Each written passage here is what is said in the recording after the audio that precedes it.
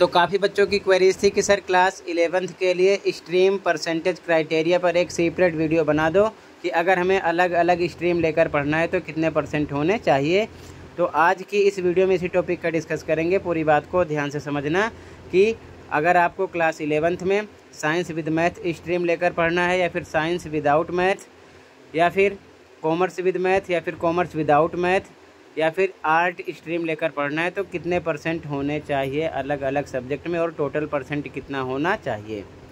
फिलहाल ये सेशन 2023-24 का है, लेकिन 24-25 के लिए भी यही चलेगा। ठीक है, तो ध्यान से देखो ताकि समझ में आ जाए, किसी प्रकार का डाउट ना रहे।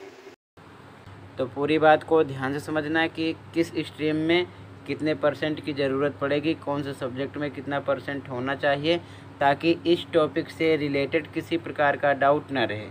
काफ़ी बच्चे बेसब्री से इंतज़ार कर रहे थे इस सर्कुलर का। तो यहाँ पर मेंशन किया गया स्ट्रीम के बारे में। अगर आपको साइंस विद मैथ स्ट्रीम लेकर पढ़ना है तो टोटल आपका जो रिज़ल्ट निकला हुआ क्लास 10th का, उसमें टोटल 5 सब्जेक्ट मिलाकर जो मेन सब्जेक्ट हैं टोटल, उनको मिलाकर 55% आपका रिज़ल्ट होना चाहिए, जिसमें सब्जेक्ट के लिए भी कुछ क्राइटेरिया है। इंग्लिश में 50% होना चाहिए, स्टैंडर्ड मैथ हो या फिर बेसिक मैथ।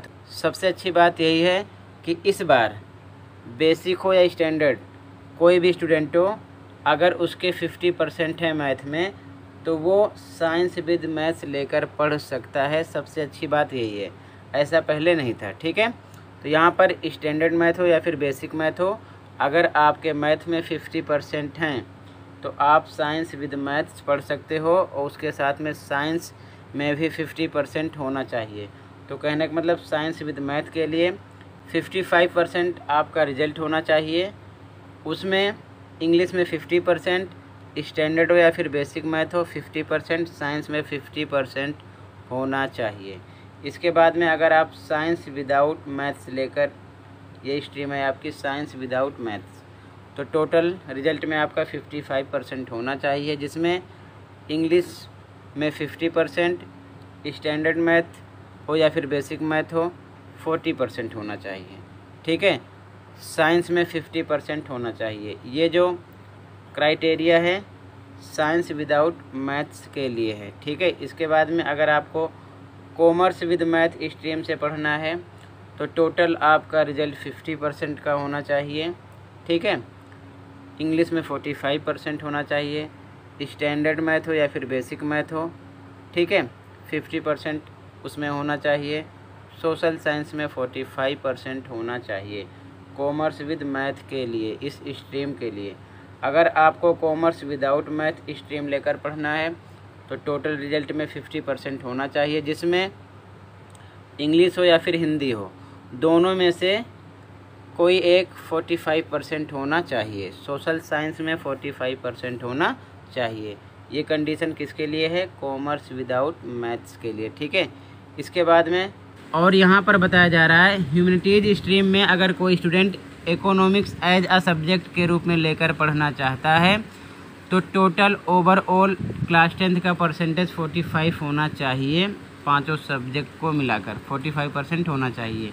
अगर वो मैथमेटिक्स एज अ सब्जेक्ट के रूप में पढ़ना चाहता है तो क्लास 10th में स्टैंडर्ड मैथ हो या फिर बेसिक मैथ हो, उसमें 50% होना चाहिए।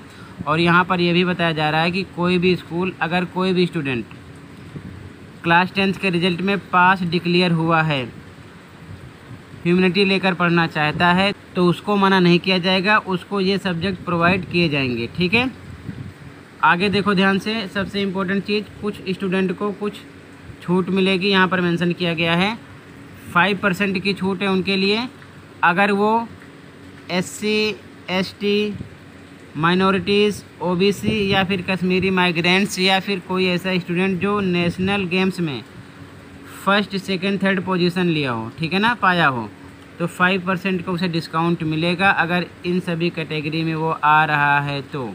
ठीक है, यहाँ पर बताया जा रहा है कि 5% मार्क्स इन ऑल सब्जेक्ट्स।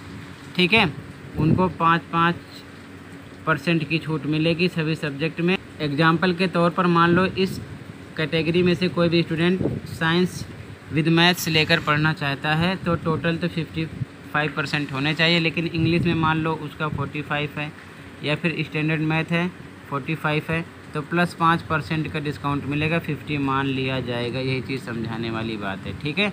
तो आई होप आपके पूरे डाउट क्लियर हो गए होंगे इस टॉपिक से रिलेटेड।